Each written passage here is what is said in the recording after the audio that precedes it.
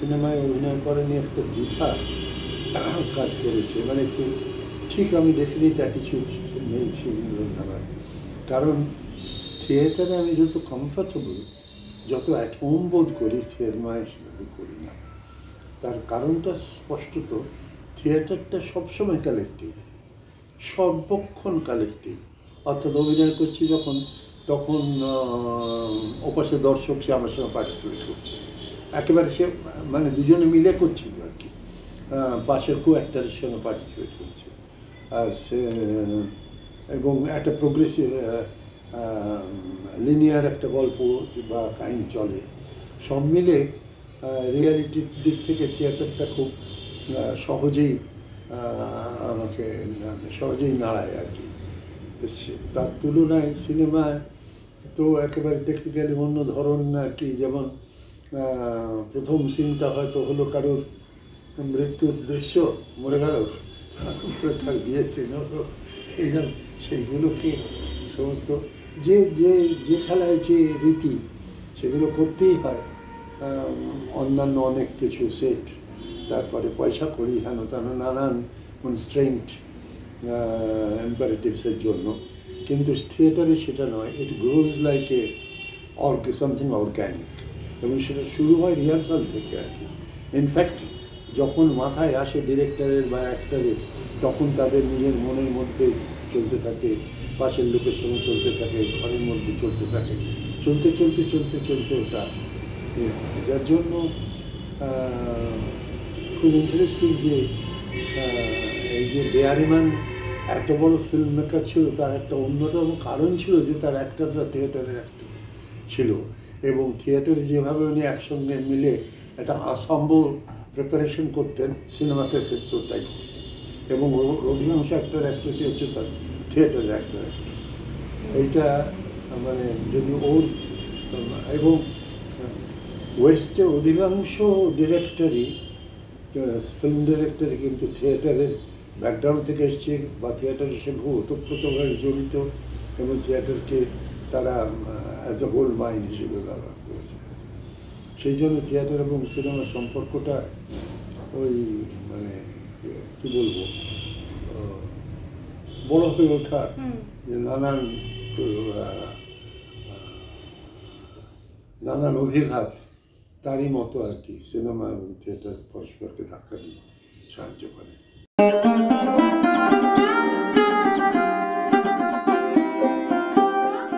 আসলে মূলত কোনো ডিফারেন্স নেই, কারণ দুটোতেই অ্যাক্টিং করতে হয়, এবং দুটোতেই অভিনয় করে যে চরিত্র বা যে সিচুয়েশন, সেগুলোর প্রতি সুবিচার করতে হয়। তফাৎটা খানিকটা টেকনিক্যাল, অর্থাৎ একটা কথা বলতে গেলে, যে মঞ্চে আমি যখন কোনো একটা কোনো আমি না না না বলছি, না না না না না না না, এইটা যখন আমি স্ক্রিনে সিনেমায় ক্লোজ আপে করবো, তখন ওরকম করলে ভীষণ জার্কি লাগবে, মনে হবে যে এরা হচ্ছে আর কি, অর্থাৎ বোঝা যাবে না ভালো করে। তখন সেইটা অনুযায়ী না ক্লোজ আপে আছি তো, তাহলে না হলে মুশকিল হয়ে যাবে।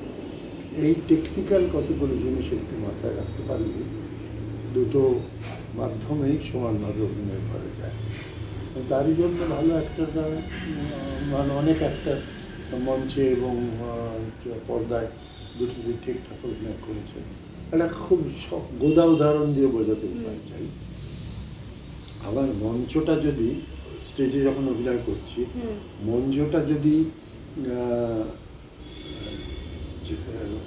30 ফিট চওড়া হয়, আর তার সঙ্গে ডেপথ যদি এইদিকে যদি 25 ফিট হয়, তখন সেই অনুযায়ী আমার মুভমেন্টগুলোকে ছুটে নিতে হয়।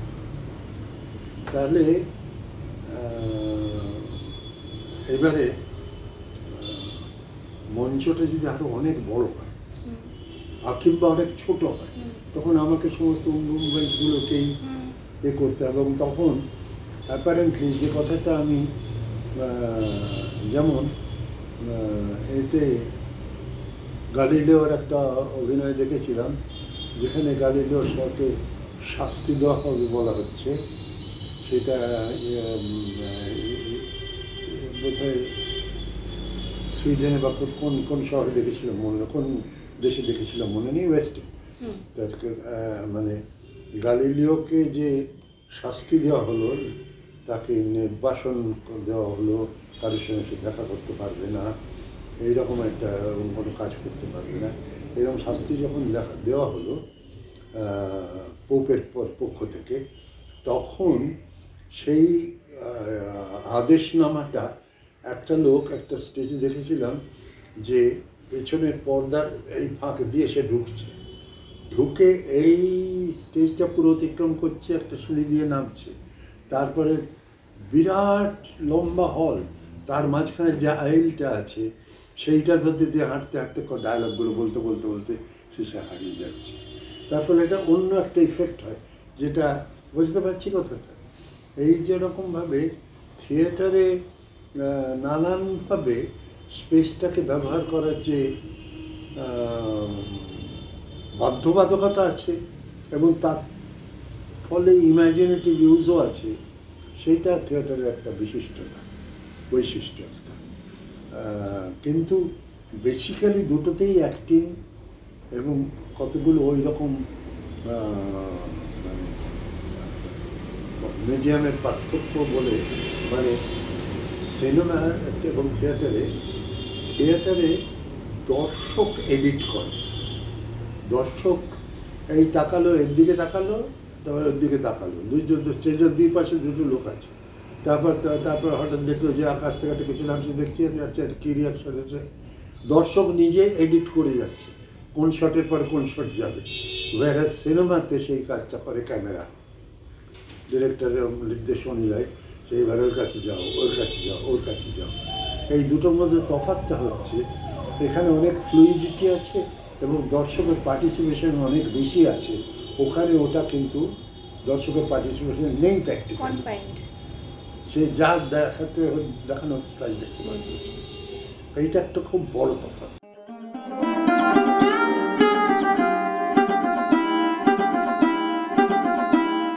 দুটো তিনটে কারণ, একটা তার থিয়েটার করলে ওই দেখতে আসবে, আমাকে ইন অ্যাকশন দেখবে, কাজে আমি কি পারি সেটা দেখবে, আমার একটা শুধু আমার ছবি একটা দেখলো না, আমার সঙ্গে শুধু কথা বললো না, কিন্তু আমি অভিনয় করছি সেইটা দেখলো।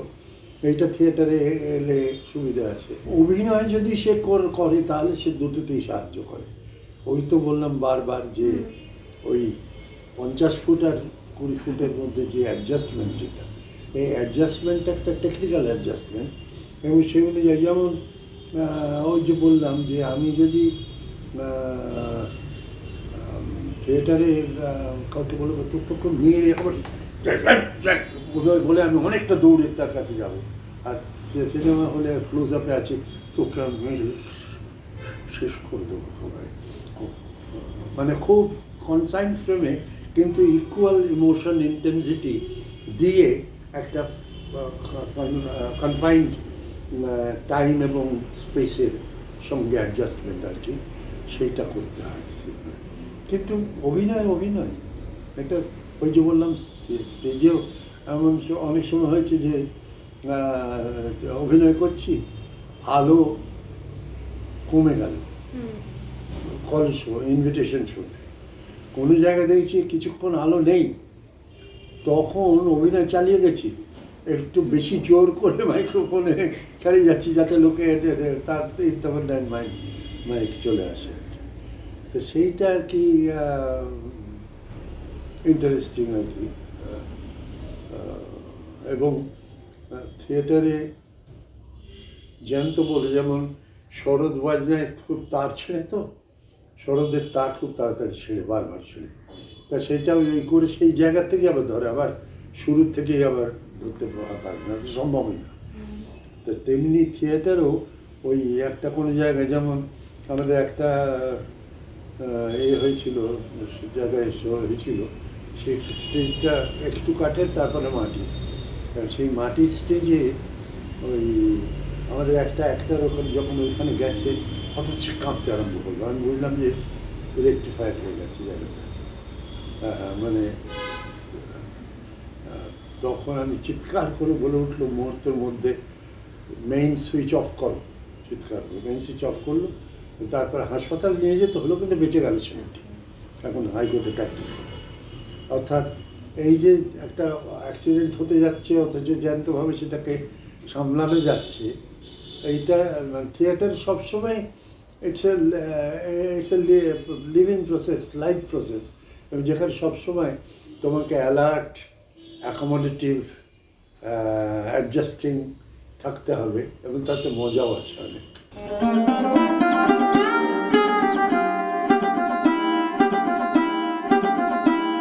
আসলে ওই ডকুমেন্টারিটা আমার তো নয়, এটা তপন সিংহ, উনি ওই ডায়ালগটা তৈরি করেছিলেন। তাই উনি সেই ডায়ালগটা তৈরি করে সেটা বলতে চেয়েছিলেন যে সিনেমায় ক্রিয়েশনের সময় একটা বাড়তি, অনেক লোকের কাছে একটা বাড়তি তাগিদ থাকে যে শখ দেব, যাতে আমাকে বেশি করে দেখে আর কি। যে কারণে পোশাক আশাকে নানান ধরন নতুন নতুন আসে, চুলের কায়দায়। তেমনি ওই চলচ্চিত্রায়নের ক্ষেত্রেও এমনভাবে কতগুলো ধাক্কা দিতে হবে যাতে লোকেরা আকৃষ্ট হয় সেইটার থেকেই। এবং সেটা তো চিরকালীন, মানুষ সব ব্যাপারেই নিজের দৃষ্টি আকর্ষণ করার জন্য নানান কৌশল করবার চেষ্টা করে, নতুন নতুন নতুন কিছু খোঁজে, এবং কখনো কখনো সেগুলো খুব অড হয়ে যায়। তা সেইটা তপন সিংহ যেটা করেছিলেন, ডকুমেন্টারি শব্দটা খুব মজার হয়েছিল আর কি। কিন্তু ওটা তো সব লোকেরই, সব সৃজনশীল মানুষের চাহিদা আর কি।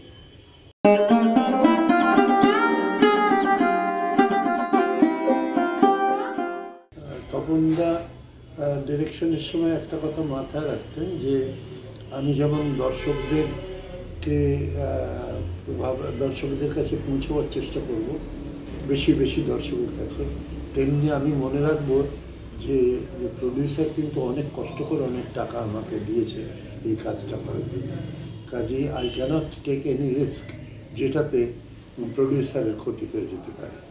এইটা ওর একটা ওয়াচওয়ার্ড ছিল আর কি। আর তার সঙ্গেই ওই সাধারণ মানুষের কাছে গল্প বলার মতো একটা তাগিদ ছিল ওর, যেটা ওকে সবসময় গাইড করত।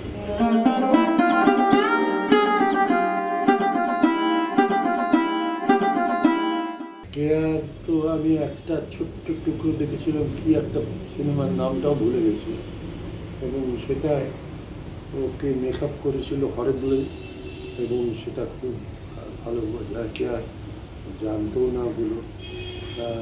আসলে কেয়া একটা মানসিক জায়গা থেকে যে কিছু একটা করতে হবে, খুব তাড়াতাড়ি অনেকের কাছে পৌঁছতে হবে, এরকম একটা তাগিদের ফলে সিনেমায় গিয়েছিল থিয়েটার ছাড়া। এবং সেইটা যখন গিয়েছিল তখন সে সিনেমার ভেতরকার চেহারাটা কিছুই জানতো না, যারই ফলে তাকে জীবন দিয়ে তার দাম চুকাতে হলো। কারণ কোনো সুরক্ষার ব্যবস্থা ছাড়া একটা মেয়েকে বলা হলো যে ঝাঁপ দাও, আর সেই মেয়েটি সে কয়েকটা দিন হেদোতে সাঁতার প্র্যাকটিস করেছিল, তাই নিয়ে সে ভেবেছিল, খুব ডাকাবুকো ছিল তো, তার ফলে ভেবেছিল যে হ্যাঁ আমি পেরে যাবো। কিন্তু গঙ্গায় ওই স্রোতের মাঝখানে ওইটা যে কিছুই না, ওটা যে মানে খড়ের কুটোর মতো উড়ে যাবে, সেটা ওর জানা ছিল না। তো সেই জায়গা থেকে সিনেমায় ও যে গিয়েছিল, that was a disaster for her in every sense. এবং অভিনয়ও আমি যেটুকু দেখেছি সেটাতে খুব সুবিধা হয়েছিল বলে মনে হয়, কারণ যে করেছিল সে যা ব্যবহারই করতে জানে না, সে ভালো সিনেমাই করতে পারে না, বাজে লোক। তা এই সব জায়গা থেকে সিনেমাতে কেয়ার ভূমিকা আমার কাছে খুব একটা ইম্পর্টেন্ট, খুব গুরুত্বপূর্ণ কিছু নয় আর কি। কিন্তু অজিতেশ তো সিনেমা তো নিয়মিতই করতে চেয়েছিল এবং করেছিল। অজিতেশের সঙ্গে যখন একটা ওপেন ফোরামে একদিন তর্ক হয়েছিল আমার সঙ্গে, মানে ফ্রেন্ডলি তর্ক আর কি, সেটা হচ্ছে যে ও সিনেমা করার সপক্ষে যুক্তি দিচ্ছিল যে অনেক বেশি লোকের কাছে পৌঁছে থিয়েটারের কাছে তাদের আনা যাবে, আমি বললাম সেটা that will be for wrong reasons. মানে তোমার সিনেমায় তোমাকে যেভাবে দেখবে সেইটা দেখে যদি কেউ থিয়েটারে আসে তাহলে সে ঠকবে। তার কারণ হচ্ছে তুমি থিয়েটারে করো পিরান্দেল্লো, ওয়েস্কার, রবীন্দ্রনাথ, আর সিনেমায় করো তুমি হরিদাস পালদের নিয়ে অধিকাংশ সময়, সব সময় না। সেই জায়গায় মানে সিনেমা অনেক বেশি দু একজন ডিরেক্টর ছাড়া অধিকাংশ ডিরেক্টরই মনোরঞ্জন করা ছাড়া একমাত্র উদ্দেশ্য তাদের, বেশি পৌঁছানো ওটা তাদের উদ্দেশ্য। ক্রিয়েটিভিটির প্রাইমারি যে শর্ত যে আমি যেটা চাই সেটা আমি করতে চাই এবং সেইটাই আমি করব, সেইটা অধিকাংশ ফিল্মে ওভারঅলমিং নাম্বার অফ ফিল্মসে সেটা নেই।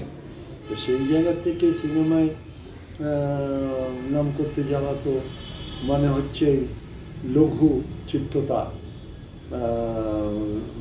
কাছে আত্মসমর্পণ করা, এইটা মনে হয়েছিল। মানে এই নিয়ে তর্ক হয়েছিল খুব, এবং আমার মনে হয়েছিল যে ওই যে বলছি যে সিনেমায় দেখে আমাকে থিয়েটারে দেখতে আসবে, তাহলে সেটা ভুল কারণে আসবে। কারণ সিনেমায় যে লোকটাকে সে দেখছে, যে চরিত্র দেখছে, যে বাতাবরণে, যে পরিপ্রেক্ষিতে দেখছে, থিয়েটার তো সেই পরিপ্রেক্ষিত, সেই বাতাবরণ, সেই লক্ষ্য, সেই উদ্দেশ্য সেগুলো নেই। থিয়েটার তো অন্যভাবে, মানে যে থিয়েটার ও করতো আর কি, অজিতেশ করতেন আর কি। তা সেই জায়গা থেকে দুটো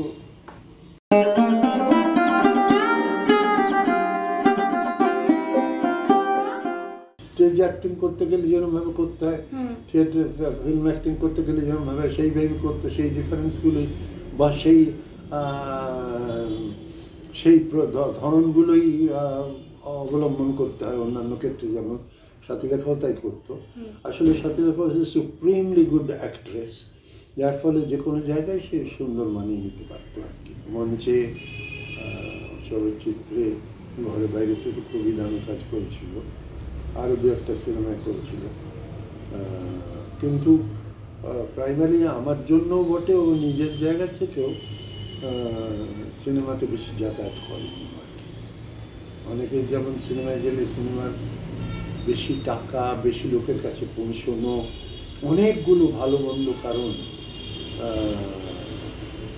সেইগুলোর জন্য তারা আটকে যায় সেখানে বা সেখানে যেতে চায়, সেরকম সাথীর ক্ষেত্রে ছিল না। সাথী থিয়েটারটা করাটাই ইম্পর্টেন্ট মনে করত।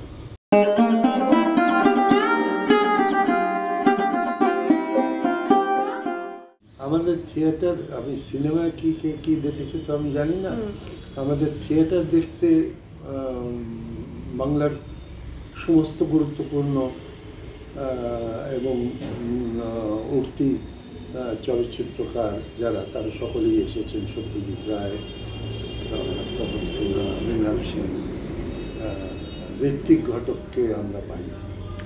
ঋত্বিক ঘটককে এর সকলেই থিয়েটার দেখতে এসেছে এবং দেখে তাদের নিজেদের মতো করে আমাদের যাকে প্রয়োজন তাকে ব্যবহার করেছে।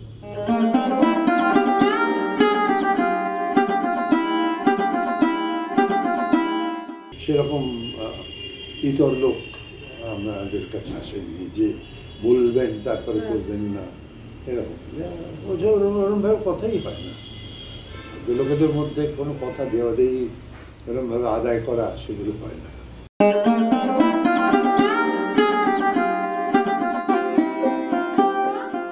একটা আউটডোর শুটিংয়ে ওই ভুটান, সিকিম, এসব যে কোনো জায়গায়, সেখানে একটা শট হলো, মানে দিনের শেষ হচ্ছে, তার আগে 4 দিন ওয়েদার খারাপ বলে সকালবেলা থেকে, তখন দাড়ি ছিল না আমার, দাড়ি লাগিয়ে বসে আছি, বিকেলবেলায় প্যাক আপ হচ্ছে, শট হচ্ছে না। কারণ কখন যে রোদ্দুর উঠবে মেঘলা হয়ে আছে, তার ফলে এইরকম 4 দিন। 4th ডেতে বিকেলের দিকে হঠাৎ রোদ্দুর এলো, তাড়াতাড়ি তখনই আবার গিয়ে ওই গাড়িটা টাচ ফাচ করে তাড়াহুড়ো করে শটটা দিয়ে আমার তখন না ভালো হলো না, না রোদ ঠিক আছে, কখন বাবু আমার না কখন বাবু ঠিক আছে। তা আমি বুঝলাম ঠিক নেই, কিন্তু উনি এইটাকে চালিয়ে নেবেন, কারণ হিসেবটা তো কতদিন শুটিং কি এটার জন্য আবার লোকেশনে আসা যাবে কি না, এরকম নানান ধরনের প্রশ্ন থাকে তো জড়িয়ে। তো সেই জায়গার থেকে আমি ভাবলাম ঠিক আছে, ওরই আসল, উনি যদি মনে করেন চালিয়ে নেবেন তো চালিয়ে নেবেন। তো যখন বলছিলাম যে ভালো হয়নি, তখন একজন অ্যাক্টার, নাম বলবো না, তিনি বললেন ও প্রশংসা শোনা দিচ্ছে, খুব ভালো হয়েছে। তার একটু পরে শুনে গাছের আড়াল থেকে কী বাজে অ্যাক্টিং করে সব থিয়েটারের লোকগুলো। খুব মন খারাপ, তখন বয়স অল্প ছিল, খুব মন খারাপ হয়ে যেত আর কিছু কান্না করলে। এখন হয়তো আর চামড়া মোটা হয়েছে, আর হবে না। এইটা একটা বিচ্ছিরি অভিজ্ঞতা।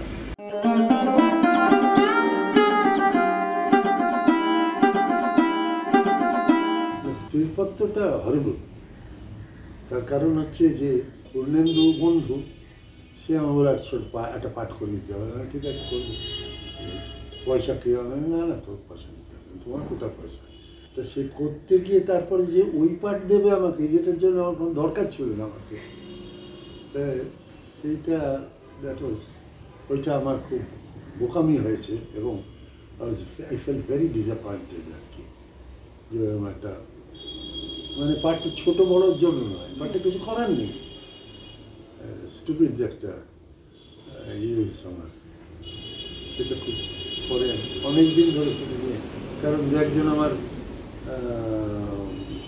পছন্দ করেন, দু একজন পুরুষ, বিশেষ করে মহিলা, তারা বলিস না আপনি পাঠ করেন কেন? তখন আমি বুঝেছিলাম যে হ্যাঁ, আমি আমার যারা আমাকে পছন্দ করে আমার অভিনয়কে, তাদেরকে আমি হার্ট করছি, that I should not do.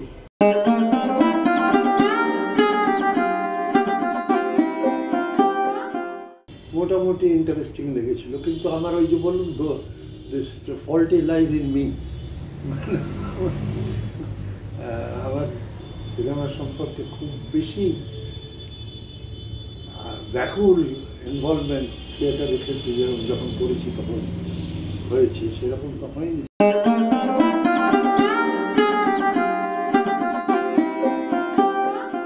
আসলে অটোগ্রাফে আমি খুব ভালো করে মনে নেই সব কিছু, কারণ খুব মন দিইনি আর কি। যখন সৃজিত আমার কাছে আসে তখন বারবার এসে বলে, আমি বললাম আমি সিনেমা টিনেমা করি না, আমাকে দেখো না। তখন তারপরে না, আপনি না বলে আমি সিনেমাটাই করবো না। তো সেটা খুব একটা বিচ্ছিরি জায়গাতেই আমি ছেলে, আমি ঠিক আছে। তা সেই জায়গা থেকে গিয়ে করা, এবং তারপরে ওই বিষয়টা আমি পুরো গল্প শুনিও নি, জানিও নি, যা বলেছে করে দিয়েছি।